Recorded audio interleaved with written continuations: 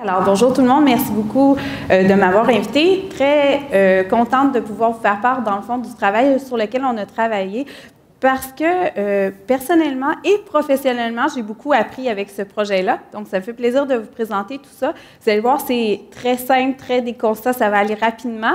Il y a plusieurs images, je vous invite à suivre chacun, puis je n'aurai rien à vous pointer, là. Tout est assez facile à suivre. Je vais juste essayer d'être sûre d'être de la bonne façon.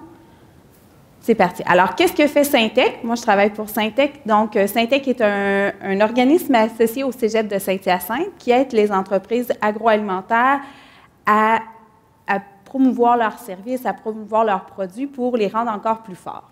C'est principalement 4 grands services: la recherche et le développement, la recherche consommateur, la sécurité alimentaire et aussi la nutrition et les services réglementaires. Est-ce que vous m'entendez bien? OK, parfait, excellent. Alors, si on poursuit, qu'est-ce que moi je fais principalement? De la recherche consommateur, comme l'a si bien dit monsieur, et également de l'évaluation sensorielle. Dans le cas du présent projet, c'est vraiment la partie avec les experts, donc la partie évaluation sensorielle qui a été mise en œuvre, c'est-à-dire que notre bouche est utilisée comme un instrument de mesure pour faire ressortir les principales caractéristiques des produits. Et oui, on a goûté et regoûté des pommes de terre de différentes façons. Je vais vous expliquer ça tout au long du processus. Alors, tout d'abord, je vais vous dire que le projet sur lequel on travaille, c'est le développement de nouvelles frites santé. Comme on a travaillé de différentes façons, en s'interrogeant avec les consommateurs, mais aussi en travaillant à la partie R&D, on a aussi vu l'importance de la matière première. C'est pour ça qu'on est allé valider au niveau de différents cultivars qu'est-ce qui pouvait se distinguer, puis ça a été fait, comme je vous le disais, avec des experts en évaluation sensorielle.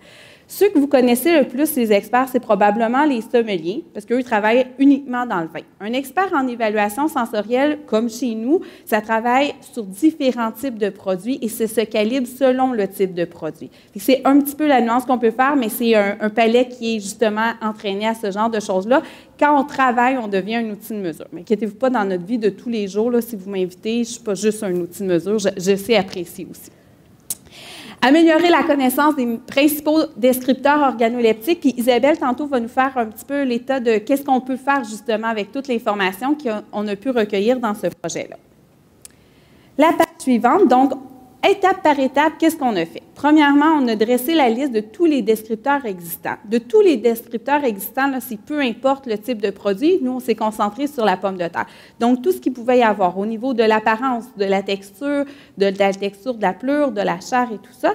Et puis, on les a ensuite goûtés. On les a validés avec des premiers essais. On les a validés avec les experts. On a bien travaillé pour définir en fonction de chaque mode de cuisson. Ensuite de ça, ça en fait beaucoup. Quand on en a trop, ce que ça fait, c'est que ça fait de la fatigue sensorielle chez les juges. Donc, on doit déterminer quels sont les principaux, les plus distinctifs, les plus frappants, les plus intéressants. Et ensuite de ça, on a construit une grille d'analyse et on a procédé à l'évaluation avec le panel qui a été familiarisé. Constat numéro 1. Alors là, je ne sais pas si je vais vous apprendre quelque chose, mais c'est le fruit de ce qu'on a pu explorer. C'est très difficile de définir les variétés en fonction du goût. Les juges, il faut savoir qu'ils évaluent les produits de façon neutre et à l'aveugle, c'est-à-dire qu'ils vont leur être répétés de différentes façons. Donc, sans jamais savoir qu'est-ce qu'ils sont vraiment en train d'évaluer, c'est codifié. Donc, il y a un code qui donne la variété, mais nous, on ne sait pas, puis ça se reproduit à chacune des fois. Donc, on ne sait pas telle variété, ça donne ce produit-là. Ensuite de ça, ce qu'il faut savoir, c'est que c'est contrôlé. Tous les paramètres sont extrêmement contrôlés pour être toujours de façon standard. Et ce qu'on a constaté, c'est qu'il y avait difficilement quelque chose à aller chercher au niveau du goût. Cependant, le constat est principalement au niveau de l'apparence, mais plus la texture. Ce qui distingue vraiment les variétés de pommes de terre, c'est les critères reliés à la texture.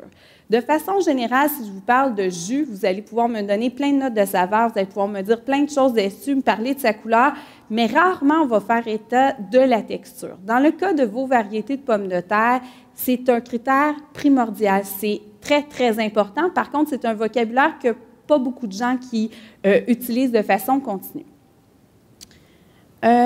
voici les variétés qu'on a pu évaluer. Il y en avait une quinzaine. Comme vous pouvez les voir, ça, c'est une photo d'une pomme de terre, mais bien entendu, on n'en a pas évalué qu'une seule.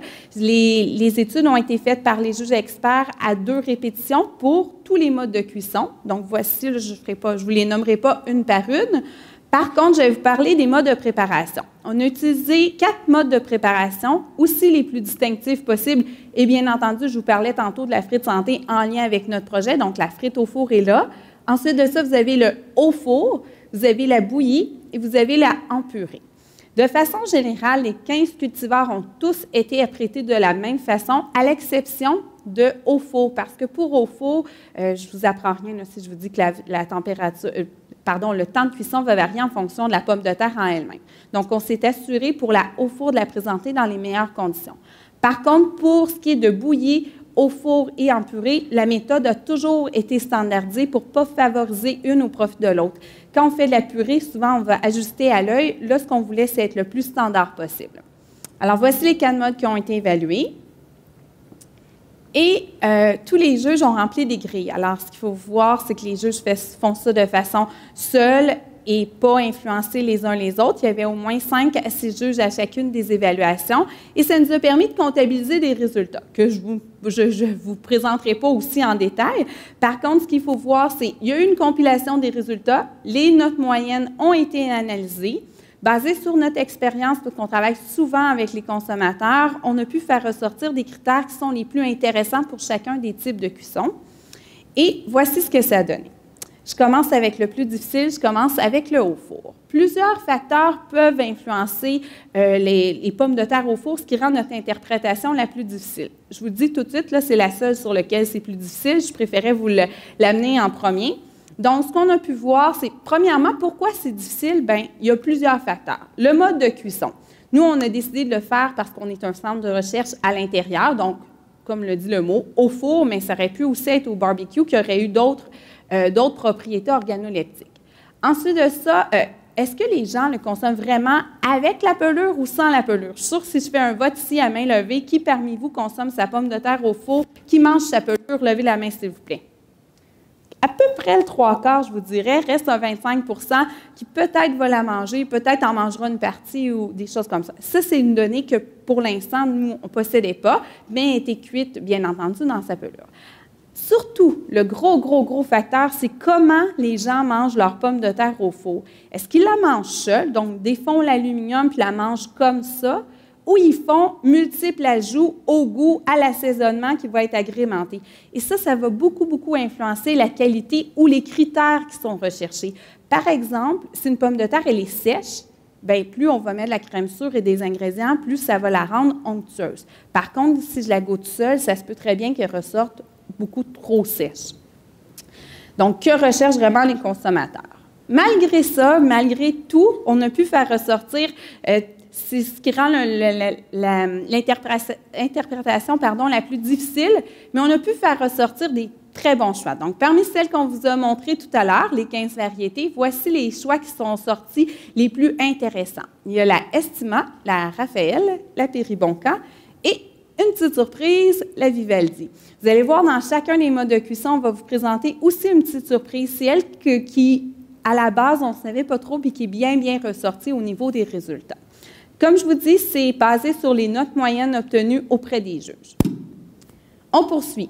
Alors, au niveau de la pomme de terre bouillie, voici les critères. Quand je vous disais tantôt qu'il y avait plusieurs critères, mais qu'il faut quand même faire un choix pour essayer d'en faire ressortir, au niveau de la pomme de terre bouillie, c'est celle sur laquelle on peut, premièrement, se baser sur son apparence. Est-ce que déjà, aux yeux, elle a l'air sèche ou elle a l'air plus humide? Au niveau de la pelure, parce qu'elle a été cuite avec la pelure, est-ce qu'elle se mêle bien avec la chair? Et puis, au niveau de la chair, est-ce que sa chair est molle ferme? Donc, on est allé évaluer tout ça. Est-ce qu'elle garde son intégralité? Et celle-ci avait, au niveau du goût, le goût sucré et le goût de la pomme de terre. Les meilleurs choix ressortis selon le panel, la Viking, la Gabrielle, la Belle Jade et la Vivaldi. Et notre petite surprise, la Estima. Au niveau de la frite au four, donc là, la frite au four, ce qu'il faut savoir, c'est qu'on a des références en tête. La frite, c'est quelque chose tout le monde ici, je vous parle d'une frite, vous avez quelque chose qui est en tête.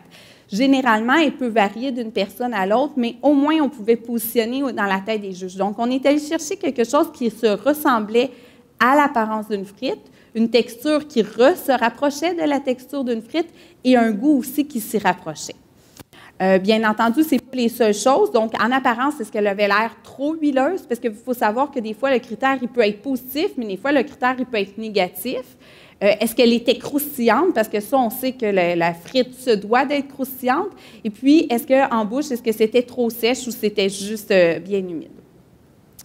Alors, les meilleurs choix, la Belle Jade, la recette Burbank, la Péribonka et, j'espère que je le dis bien, là, la Cheftaine, c'est-tu correct? Bien dit? J'espère. La surprise et la Reba.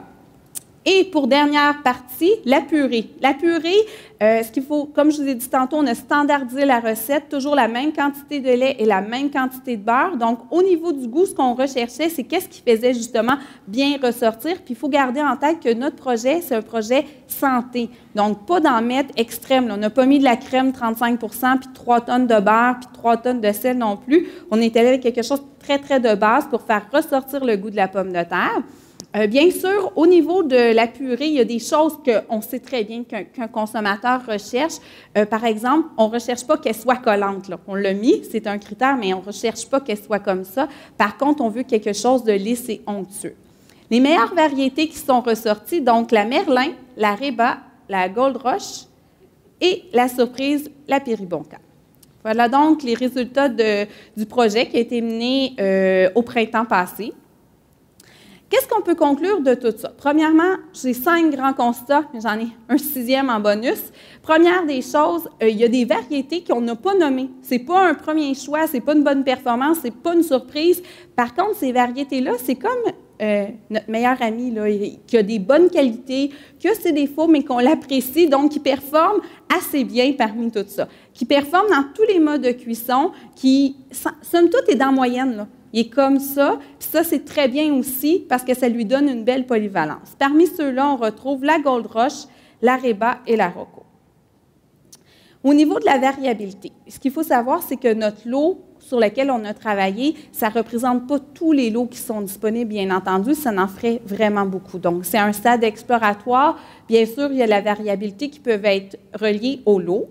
Ensuite, la variabilité, bien, c'est sûr que nous, on a établi les modes de cuisson en se basant sur les références qui étaient disponibles. On en a essayé plusieurs pour aller chercher les meilleurs résultats, mais des façons de cuire les pommes de terre, il y en a multiples. Ensuite de ça, la pelure. Donc, par choix, nous avons gardé la pelure dans 3 des modes de cuisson, c'est-à-dire la au four, bien entendu. Nous l'avons aussi gardée pour la frite au four et nous l'avons gardée dans la bouillie, ce qui a pu apporter une certaine influence au niveau des profils. L'inconvénient, ce qui donnait un avantage ou un inconvénient parce que la pelure peut beaucoup influencer, puis la durée, mais le vieillissement de la pelure peut influencer beaucoup la perception. La conclusion sur la patate, ça c'est une conclusion sur laquelle tous les juges étaient assez unanimes. Il y a bien sûr une distinction à faire, là, bien au-delà de sa couleur. Avant, moi, je pensais qu'une pomme de terre jaune, c'était quelque chose, une pomme de terre rouge, c'était quelque chose, les blanches, c'était autre chose. Je pense qu'il y a autre chose à aller chercher, puis il y a moyen de bien distinguer vos pommes de terre et de bien les faire connaître parce qu'il y a des pommes de terre qui ont des potentiels vraiment intéressants à explorer, à les rendre distinctifs, à les promouvoir pour que chaque consommateur puisse en faire une utilisation qu'on dit optimale. C'est sûr qu'elle peut bien performer dans d'autres choses, mais dans quoi est-elle optimale? Un peu comme pour le riz, vous savez, le riz jasmin, le riz basmati, il y a aussi des choses à aller faire. Dans ce cas-ci, c'est, comme je vous disais tantôt, principalement relié à son profil de texture plutôt qu'à son profil de goût. Donc, savoir apprécier les potentiels de chaque variété. Dernier constat à ce niveau-ci, c'est plus facile d'avoir des références très claires, très précises sur certains modes de cuisson, d'autres qui sont plus difficiles. Bien sûr, les critères qu'on a établis comme étant importants n'ont pas tous été validés un par un auprès de 100 consommateurs qu'on a l'habitude de le faire. Ça pourrait être intéressant de l'explorer à ce niveau-là. mais personnellement, je ne connais pas de consommateur qui veut une purée collante au palais à chaque fois qu'il mange une petite bouchée. Mais ça pourrait arriver, ça reste à valider. Ensuite de ça, bien entendu, le reproduire à plus grande échelle, puisque ça restait une étude qui était exploratoire, qui permettait de faire ressortir des propriétés par rapport à chacun des modes de cuisson, qu'il n'y en a pas un ultime cultivar, mais qu'il y en a plusieurs bons cultivars dans plusieurs bonnes choses, puis surtout, votre possibilité d'offrir des produits distinctifs et de faire en sorte que les consommateurs apprécient puis consomment plus de pommes de terre est toute là. Je vous encourage à aller dans ce sens-là. C'est vraiment très intéressant. Le projet qu'on a fait a été une révélation pour tous les juges qui ont participé à ça. Puis je vous le dis tout de suite, là, on ne dit pas ça sur tous nos projets de recherche. Ce n'est pas tout le temps le cas. Il y a des choses qui ne se distinguent pas. Dans votre cas à vous, il y avait vraiment quelque chose d'intéressant à faire ressortir. Et d'ailleurs, de tout ça qui est intéressant à faire ressortir, je laisse place à ma collègue Isabelle Ferland qui va maintenant vous parler de ce qu'elle va faire avec toute cette information-là. Alors, bonjour. Je m'appelle Isabelle Ferland. Je travaille pour les pommes de... Vous m'entendez bien? Je parle assez fort? Oui. Les producteurs de pommes de terre depuis, mon Dieu, maintenant 2, 3, 4 ans, 3 ans peut-être. Essentiellement, je donne des formations dans les écoles. On a fait du développement auprès du secteur HRI. Je ne sais pas si c'est quelque chose de familier pour vous, ces 3 lettres-là. Hôtel, restaurant, institution.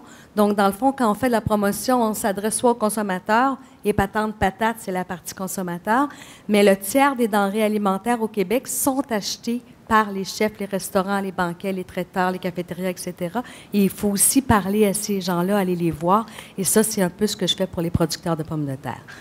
Donc, comment on fait la valorisation des résultats de l'étude qu'on vient voir auprès des professionnels du secteur agroalimentaire? Bien, de 2 moyens en ce moment. Le premier moyen, c'est des formations dans les écoles. Alors, les formations sont données dans les écoles à travers le Québec. Elles se divisent en 2 temps, la formation que je fais. J'ai une partie théorique. On est en classe, puis on apprend des choses sur la pomme de terre. Et après ça, on s'en va en cuisine travailler avec 6 ou 7 variétés de pommes de terre avec les étudiants.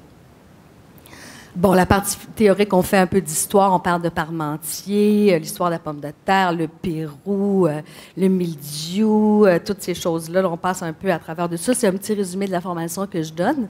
Ça dure environ 1 heure. Après ça, bien, on parle naturellement de production. Hein, la production de la pomme de terre, les stades de production, on montre des photos des champs, etc. Donc, on voit ça avec les élèves, rotation des cultures, les méthodes de conservation dans les entrepôts, l'humidité. Ça a l'air de quoi un entrepôt de pommes de terre? Ça a l'air de tout ça, bon, etc. Donc, on voit tout ça avec les étudiants. Et après ça, bien, on arrive avec les variétés de pommes de terre qu'on veut promouvoir auprès du secteur HRI. On en a une 12aine environ. Et on divise la classe en groupes. Ça, c'est la partie ludique que les étudiants aiment beaucoup. Et je leur donne une espèce de napperon, comme ça, avec les grandes familles de pommes de terre. Et je leur donne un tout petit sac brun avec tout plein de pommes de terre mélangées dedans. Et là, bien, ils doivent classer les pommes de terre dans les bonnes familles. Donc là, déjà, c'est comme, c'est pas juste une patate. Non, il y a toutes sortes de patates, toutes sortes de couleurs. Les plus brillants prennent un couteau pour voir la couleur de la chair. Les moins brillants, bien, c'est différent, mais c'est correct. On s'adapte. Alors voilà, donc, puis là, bien, à la fin de la formation, je les fais rigoler un petit peu naturellement avec monsieur et madame Patate et je leur fais remplir une feuille d'évaluation pour qu'ils me disent s'ils ont aimé, qu'est-ce qu'ils ont appris, qu'est-ce qu'on devrait améliorer, est-ce que je devrais réduire mon débit quand je parle, des choses comme ça.